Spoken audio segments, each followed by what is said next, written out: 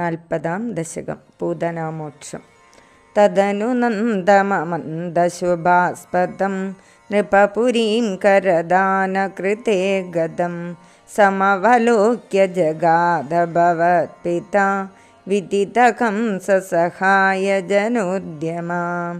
അനന്തരം വലിയതായ മംഗളത്തിന് ഇരിപ്പിടമായ നന്ദഗോപരെ കപ്പം കൊടുക്കുവാനായി കംസന്റെ രാജധാനിയിൽ ചെന്നവനായി കണ്ടിട്ട് കംസന് സഹായം ചെയ്യുന്ന ജനങ്ങളുടെ ഉദ്യമത്തെപ്പറ്റി അറിഞ്ഞിരുന്ന അങ്ങയുടെ പിതാവായ വസുദേവർ പറഞ്ഞു: അയി സഖേ തവ ബാലകജന്മമാം സുഗയതേത്യ നിജാത്മജ ജന്മവത് ഇതി ഭവത് പിതൃതാം വ്രജനായകേ സമധിരൂപ്യ ശശംസതമാതരാത്. അല്ലയോ സുഹൃത്തെ, അങ്ങയ്ക്കൊരു പുത്രനുണ്ടായതെനിക്ക് സ്വന്തം ഒരു പുത്രനുണ്ടായാലുള്ളതുപോലെ എന്നെ സുഖിപ്പിക്കുന്നു.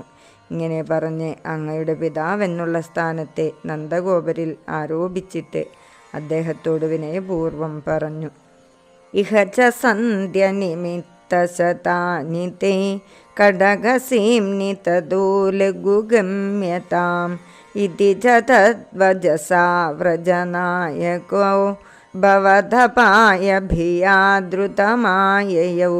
ഇപ്പോഴാകട്ടെ ഇവിടെയും അങ്ങയുടെ വാസസ്ഥാനത്തും ഒട്ടധികം ദുർനിമിത്തങ്ങളുണ്ടായിക്കൊണ്ടിരിക്കുന്നു. ആയതിനാൽ വേഗത്തിൽ നന്ദഗോകുലത്തിലേക്ക് തിരിച്ചു പോയാലും ഇപ്രകാരമുള്ള വസുദേവന്റെ വാക്കുകൾ നിമിത്തം നന്ദഗോപൻ അങ്ങേക്ക് വല്ല അപായവും നേരിട്ടേക്കുമോ എന്ന ഭയത്താൽ വേഗത്തിൽ മടങ്ങിപ്പോയി. അവസരേ ഗലു തത്ര കാചന വ്രജപതേ മധുരാകൃതിരംഗന തരളഷട്പതലാളിത കുന്തള കപടപോതകതേ നികടം ഗദാ. ആ അവസരത്തിൽ തന്നെ ഗോകുലത്തിൽ മനോഹര വേഷത്തോടുകൂടിയവളും തത്തിക്കളിക്കുന്ന വണ്ടുകളാൽ ലാളിക്കപ്പെടുന്ന തലമുടിയോടുകൂടിയവളുമായ ഒരു സ്ത്രീ, അല്ലയോ കപടബാലക, അങ്ങയുടെ സമീപത്ത് എത്തിച്ചേർന്നു. തലമുടിയിൽ ചൂടിയ പുഷ്പങ്ങളാണ് വണ്ടുകൾ വരാൻ കാരണം. സഭതി സാഹൃദ ബാലക ചേതന നിശിചരാന്മയ ജാക്കില പൂതന വ്രജവധൂഷിഹകേയമിദീക്ഷണം വിമൃശതീഷു ഭവന്തമുപാദതേ. ശിശുക്കളുടെ ജീവനെ അപഹരിക്കുന്നവളും രാക്ഷസകുലത്തിൽ ജനിച്ചവളുമായ ആ പൂതന ഗോകുലത്തിലുള്ള ഗോപികമാർ കുറച്ചു സമയം ഇവൾ ആരായിരിക്കുമെന്ന് ആലോചിച്ചു കൊണ്ടിരിക്കുമ്പോഴേക്കും പെട്ടെന്ന് തന്നെ അങ്ങയെ കൈകൾ കൊണ്ടെടുത്തുവത്രേ. ലളിത ഭാവവിലാസഹൃദാത്മഭി യുവതിഭി പ്രതിരോധുമപാരിത സ്തനമസൗ ഭവനാന്തനിഷേദുഷി പ്രദദുഷി ഭവതേ കപടാത്മനി. മനോജ്ഞങ്ങളായ ഭാവങ്ങളാലും ശൃംഗാരചേഷ്ടകളാലും ഹൃദയങ്ങൾ വശീകരിക്കപ്പെട്ടവരായ ഗോപസ്ത്രീകളാൽ തടുക്കാൻ കഴിയാത്തവളായിരുന്ന പൂതന ഗൃഹത്തിനുള്ളിൽ കടന്നിരുന്നു കൊണ്ട് കപടബാലനായ അങ്ങയ്ക്ക് മുല തന്നു. സമധിരുഹ്യ തദംഗമശങ്കിത ത്വമദ ബാലകലോപനരോഷിത മഹദിവാമ്രഫലം കുജമണ്ഡലം പ്രതിചുചൂഷിതദുർവിഷദൂഷിതം.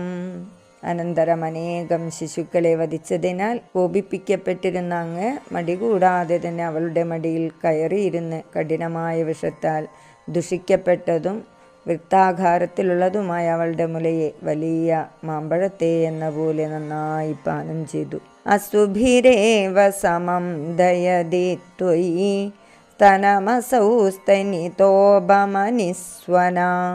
നിരപതദ്ഭയദായിനി ജംബഭു പ്രതിഗതാ പ്രവിസാര്യ ഭുജാവുഭൗ. അങ്ങ് അവളുടെ സ്തനത്തെ പ്രാണങ്ങളോടുകൂടി പാനം ചെയ്യാൻ തുടങ്ങിയപ്പോൾ അവൾ ഇടിവെട്ടുന്നത് പോലെയുള്ള ഭയങ്കര ശബ്ദം മുഴക്കിക്കൊണ്ട് ഭയങ്കര സ്വരൂപിണിയായി സ്വന്തം രാക്ഷസീ രൂപത്തെ സ്വീകരിച്ചവളായി രണ്ടു ഭുജങ്ങളും നന്നായി പരത്തിക്കൊണ്ട് താഴത്തു മറിഞ്ഞു വീണു.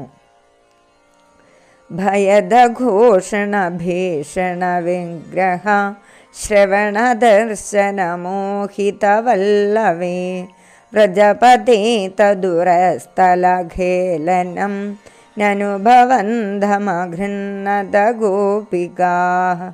ആ ഗോകുലപ്രദേശം ഭയങ്കരമായ അലർച്ചയുടെയും ഭീഷണാകൃതിയിലുള്ള ശരീരത്തിൻ്റെയും കേൾവിയും കാഴ്ചയും കൊണ്ട് മോഹിപ്പിക്കപ്പെട്ട ഗോപന്മാരോടുകൂടിയതായി തീർന്നപ്പോൾ ഗോപസ്ത്രീകൾ പൂതനയുടെ മാറത്തിരുന്ന് കളിക്കുന്ന അങ്ങേ വന്നെടുത്തുവത്രേ.